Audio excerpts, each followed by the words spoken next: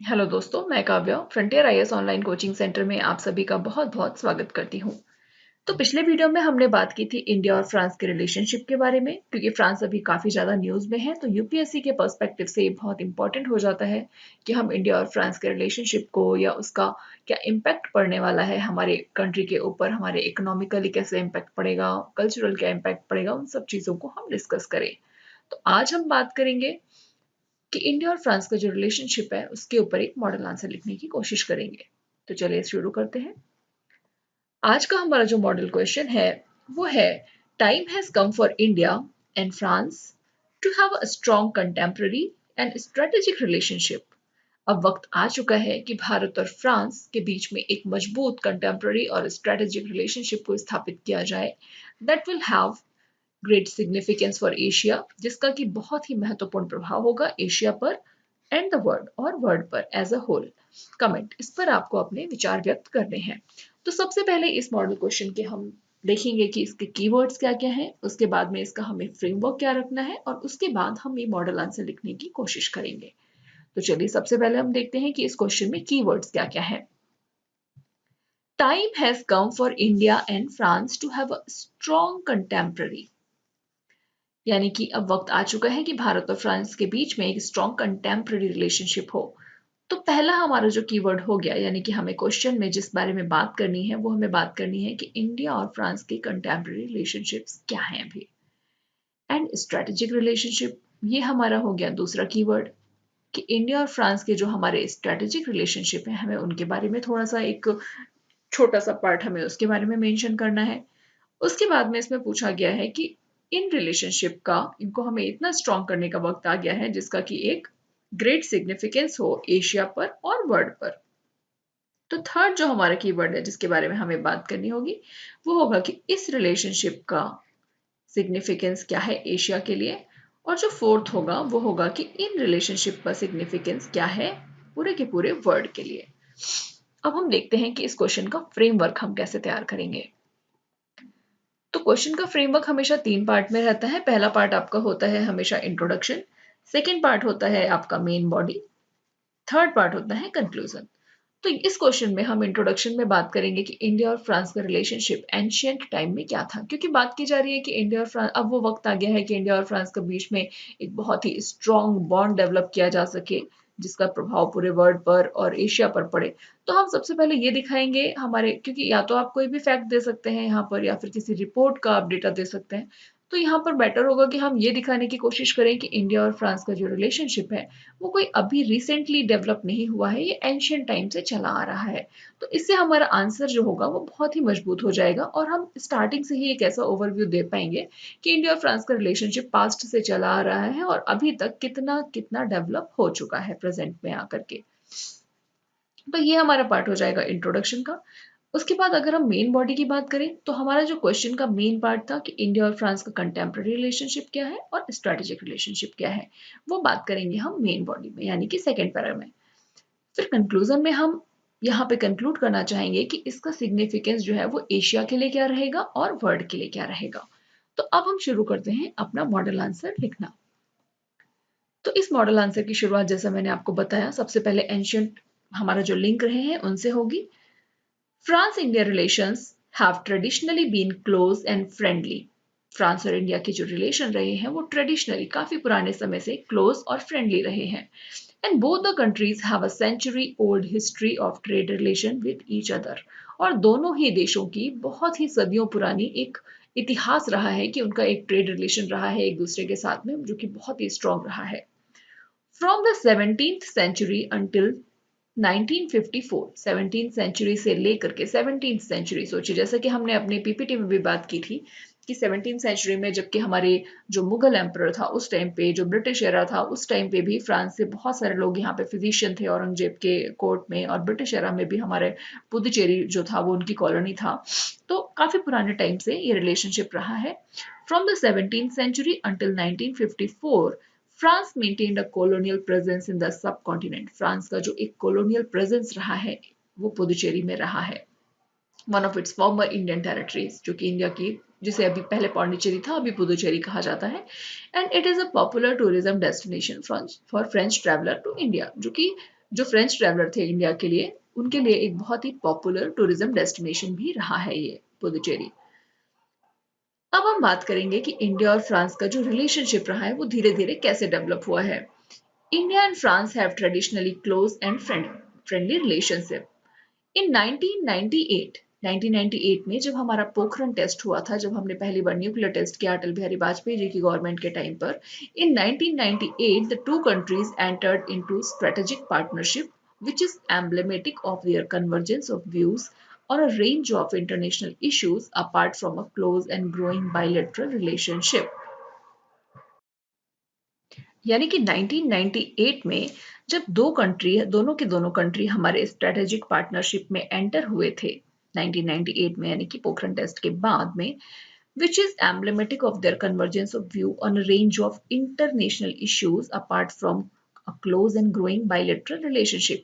तो दोनों ही कंट्री का अभी हम आगे देखेंगे कि मल्टीपोल, उस टाइम पे हमारा था कि बाईपोलर वर्ल्ड था, एक तरफ यूएसएसआर था तो दूसरी तरफ यूएसए था।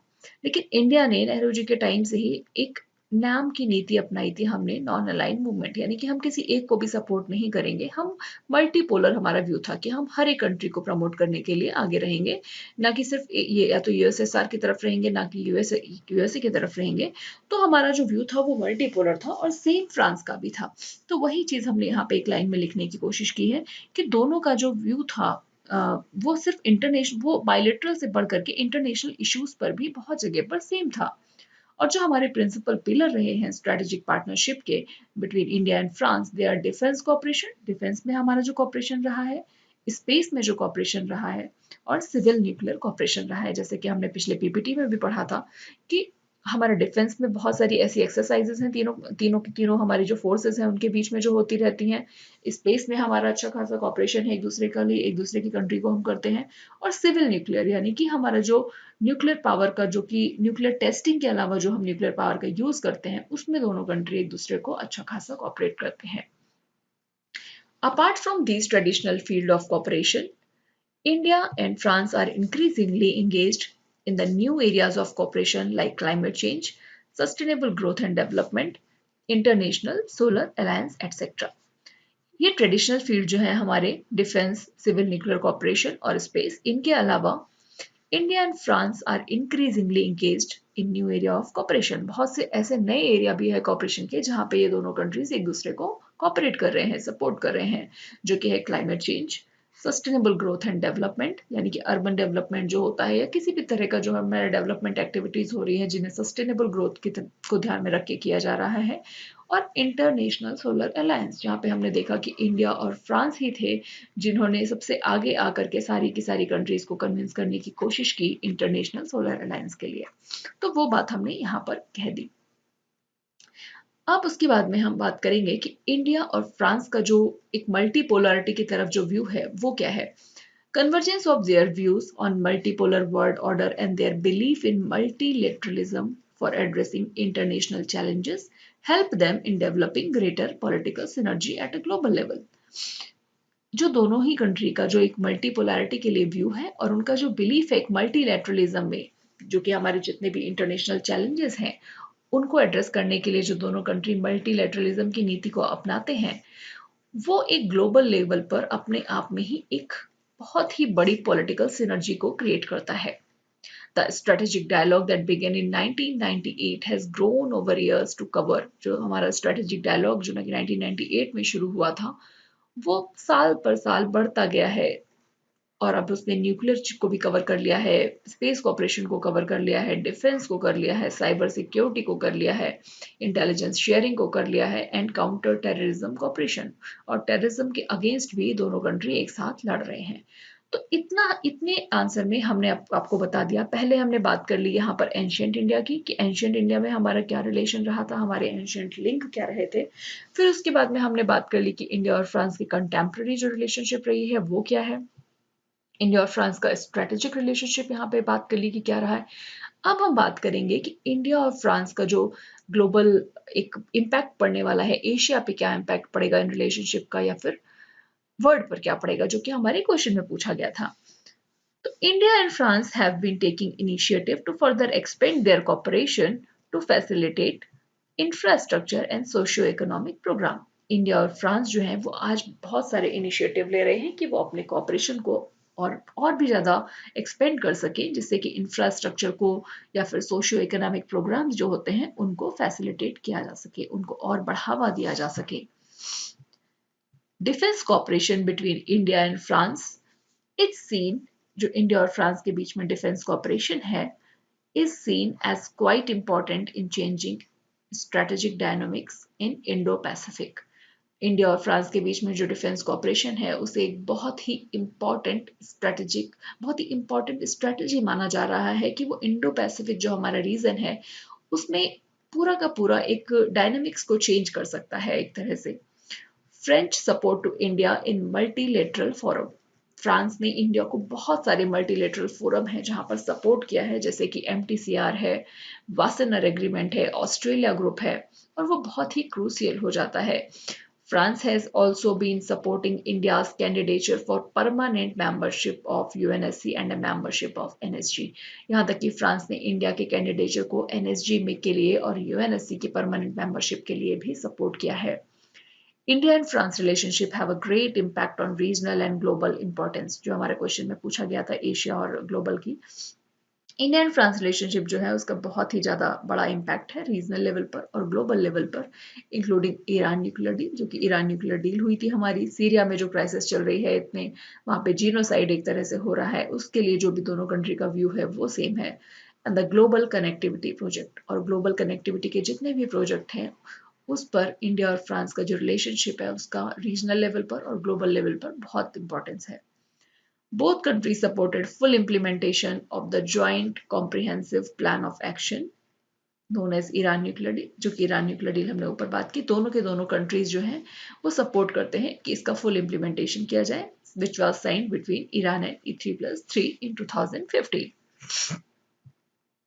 The India and France acknowledged, India और फ्रांस ने एक्नॉलेज किया है the importance of connectivity in globalise world. India और फ्रांस ने एक्नॉलेज किया है कि उनकी कनेक्टिविटी की जो इम्पोर्टेंस है उसे ग्लोबलाइज वर्ल्ड पर कितना इम्पैक्ट पड़ने वाला है, और इसीलिए अभी वो दोनों कंट्रीज मिल करके बहुत से ऐसे बायलेटरल की जगह बहुत से ऐसे मल्टीलेटरल इनिशिएटिव ले रहे हैं, जिससे कि पूरा का पूरा एक ग्लोबल इम्पैक्ट बाहर आ सके, समझ में आ सके कि उसका इम्पैक्ट एक्चुअली क्या पड़ रहा है। The underlined they underlined the key principle of international norms, इन्होंने इन बातों को ध्यान में रख करके अपने सारे इनिशिएटिव लिए हैं। International norms, good governance, rule of law, openness between economies, हम बोल सकते हैं कि जहाँ सारी की सारी कंट्री के बीच में जो ओपननेस रहेगी वो, transparency, social and environmental standard, social और एनवायरमेंटल स्टैंडर्ड को ध्यान में रखे, रूल ऑफ लॉ को ध्यान में रखे, ओपननेस को ध्यान में रखे, ट्रांसपेरेंसी को ध्यान में रखे, प्रिंसिपल्स ऑफ फाइनेंशियल रिस्पॉन्सिबिलिटी के प्रिंसिपल्स को ध्यान में रखे, अकाउंटेबल डेब्ट फाइनेंसिंग की प्रैक्टिसेस को ध्यान में रखे, to be the basis for the connectivity initiative. India और फ्रांस ने एक्नॉलेज किया है कि उनकी जो इम्पोर्टेंस है कनेक्टिविटी की वो ग्लोबलाइज वर्ल्ड में क्या है, और उन्होंने इन सारे के सारे जो भी हमने बात की इन सारे के सारे की प्रिंसिपल्स को अंडरलाइन करते हुए वो आगे बढ़ रहे हैं। तो ये हमारा एक जो है वो ग्लोबल इम्पैक्ट हमें देखने को मिल रहा है, जो कि आगे भी उसके बहुत सारे जो इनिशिएटिव है उनका इम्पैक्ट सामने आएगा कि हमारा एज ए वर्ल्ड हमारा इंडिया और फ्रांस का रिलेशनशिप का क्या इम्पैक्ट पड़ सकता है। तो ये हमारा था एक मॉडल आंसर, जिसमें हमने सबसे पहले बात कर ली कि हमारा एंशियंट लिंक क्या है इंडिया और फ्रांस के, उसके बाद में हमने कंटेम्प्ररी रिलेशनशिप क्या है इंडिया और फ्रांस का उसके बारे में भी बात कर ली।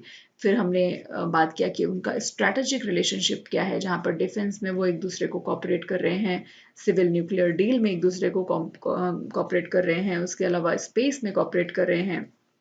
उसके बाद में हमने बात की कि इंडिया और फ्रांस का जो रिलेशनशिप है उसका हमारा एशिया पर क्या इम्पैक्ट पड़ रहा है, और एट द एंड हमने बात की कि उसका ग्लोबल इम्पैक्ट क्या है। तो ये था हमारा मॉडल आंसर। इसके आगे भी अगर जो भी इशू होंगे इंडिया फ्रांस से रिलेटेड वो हम डिस्कस करते रहेंगे। तब तक के लिए thank you so much. Keep dreaming, keep hard working. Thank you.